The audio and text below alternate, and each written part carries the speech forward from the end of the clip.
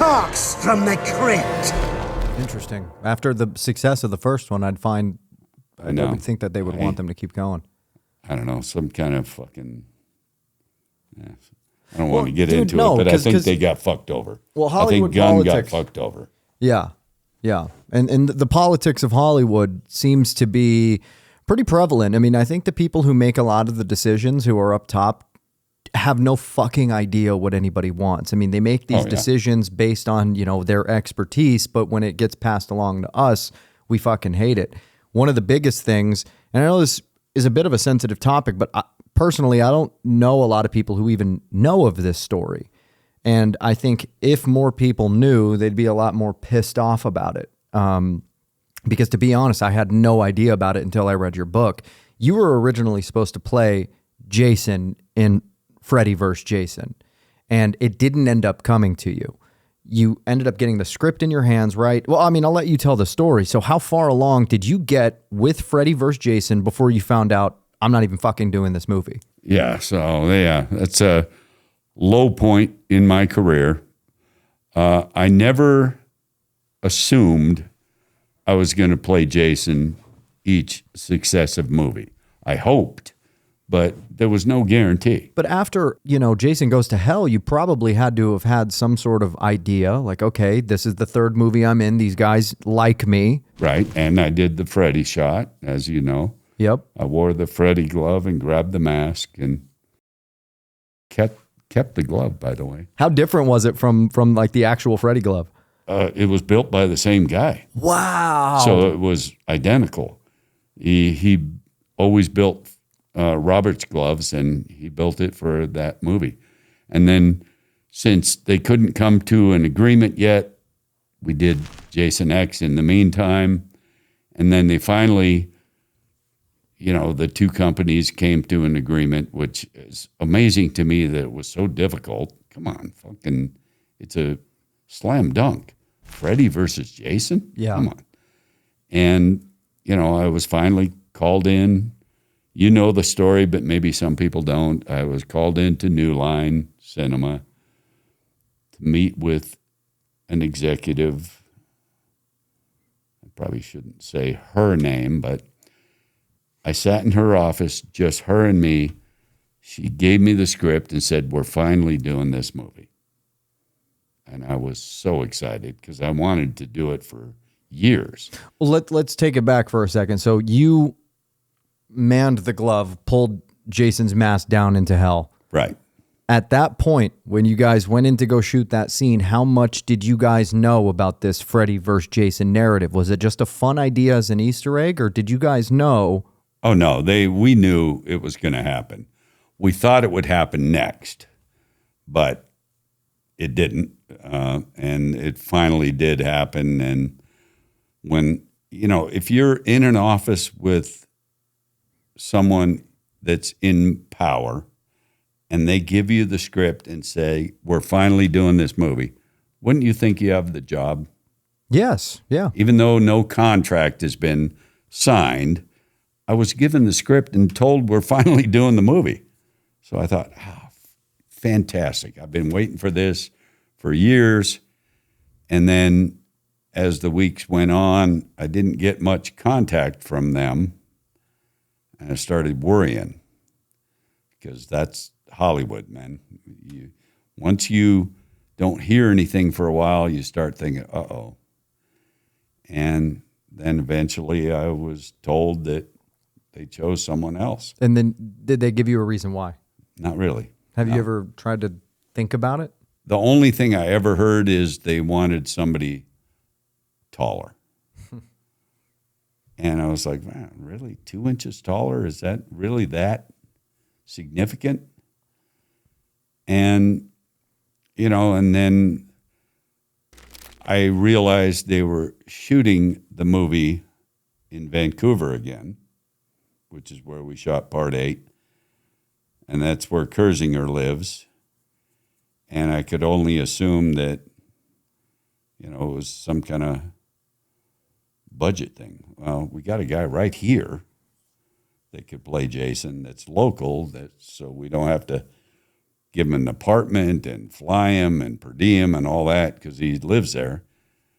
And someone told me that they represented him as having played the character before. That's what I was told. I'm not saying it was accurate, but that's what I was told because he did the shot getting hit by the cop car in part 8. Technically, he had played Jason in a shot. So it wasn't a lie, but a little bit distorted. He didn't play the character. He did a shot as the character. Mm-hmm.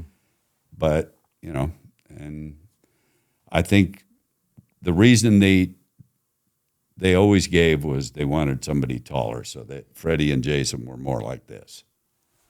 How did you feel Kurzinger did? Okay. What would you have done differently? Well, not his fault at all, but I didn't like his wardrobe. I didn't care for the look of Jason, which is, again, not Ken's fault. And I've never had a hard, any problem with him because he's offered to play Jason in the biggest movie of all of the Friday movies. What's he going to say? No, that's Kane's part. Of course not. So I never had a problem with him playing the character. It was offered to him. He accepted it as I would have. But, just don't offer it to me and then replace me. That's the only thing that still bothers me is that I was told I was doing it. If I was replaced, everybody else has been. Every person that's played Jason has been replaced, except Derek, because he's the most recent. Even Kurzinger was replaced by Derek. So you can't bitch about being replaced, but don't do it after being told you had the job. But from the fans' perspective, that's just such a stupid move on the studio's part. I mean, to save fucking money and not get, the Jason that the fans wanted. You were the Jason that the fans wanted. And, I'm nothing against Kurzinger, but to be honest, I kind of only learned his name doing research in this. To me, it was just, kind of a Jason. But having known the Jason wearing the costume is Kane Hodder, the guy who played in 7, 8, 9, 10. He's coming back to reprise his role again for Freddy vs. Jason, the one that was set up at the end of Jason Goes to Hell. That's best case scenario. And even fans, when they first heard that I wasn't doing it, thought it was my choice. For one thing, thought, he doesn't want to do it anymore. He's done it 4 times. Of course, I would never do that. But they also said, we saw it more as Robert versus Kane than Freddy versus Jason. Because, we've both done quite a few films as the characters, and the fans, which felt good to me that they were disappointed. Some people didn't care, which I understand. It's just the 2 characters that they want to see. They don't necessarily care about the actors. But, just if I hadn't been told I was doing it, it would not feel as bad. Really? So not at all. So if you would have just saw one day waking up a trailer for Freddy vs. Jason, Robert Englund's in it, but you're not, you wouldn't have given a shit? No, I would have given a shit, but it wouldn't be as bothersome. Right. Yeah. But, to tell me I'm doing it and then replace me, that's fucked. I just hope that, because it's on 12 right now, right? Right. Well, 13's coming up. Got to do a 13th, Friday the 13th. Oh, they are for sure thinking about it. There's no way that they're just like, yeah, we're going to stop at 12. And if they are, we should fucking make a fan-funded 13th. It's always going to be kind of a low spot in my career. But well, as long as you know that the fans would have rather had you there, and that the movie is far inferior without both of those names, because It's interesting to hear it that way too, because with you being in it, it wouldn't have just been Freddy versus Jason. It would have been Robert versus Kane, and that's the best part about it. But Adam was able to bring me another character that I loved, so yeah, which that was helped. Victor Crowley. That helped take away some of the pain. Which man, that sucks to hear that there was pain with that, because I could only imagine. The politics of the industry. I mean, regardless of whether it's music or film, politics ruin everything. Yeah. And it's something that I don't think is really controlled by what people want. I think it's more controlled by ego or budgetary expedience or, I mean, I think it's mostly just ego, man. I think it's ego. If they knew what the fans wanted, they would have brought you in on that film. But regardless, right, but it was still incredibly successful because it was the one people been waiting for. Are there any rumblings for anything else regarding that? Regarding Freddy versus Jason? Well, yeah, because Freddy wasn't dead at the end of the movie. We maybe thought he was, which I always felt bad for Kersinger in a way, because the very last shot in the movie, the iconic shot of Jason coming out of the lake with Freddy's head and Freddy winking, wasn't even Ken. He got fucked over. That's not Ken Kersinger in that shot. Who is it? Doug Tate. What is the significance of switching people out like that? Just convenience. I think, I could be wrong, but it's just my speculation that they had to do a pickup shot. They changed the end of the movie because it wasn't ambiguous enough. You want to look like Jason, so people would say Jason won because he has Freddy's head. But Freddy winked, so it's not over.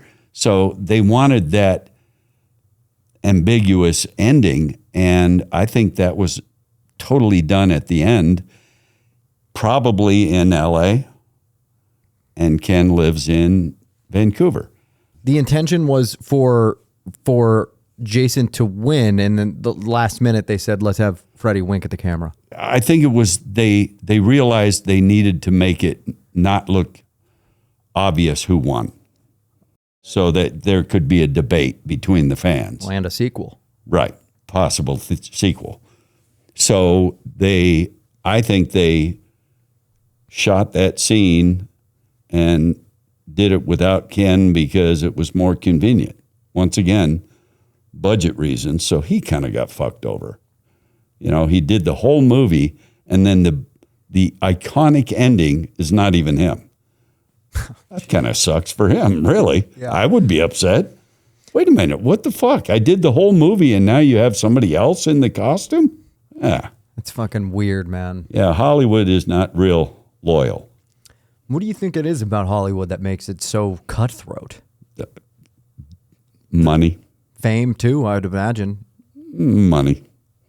Yeah. They change things to save money, thinking nobody will care. Well, nobody can. They can't tell it's not Ken in that shot. Well, you can't. You're right. But it's kind of a slight towards him. You could tell it's not Kane, though. Yeah, well, maybe, but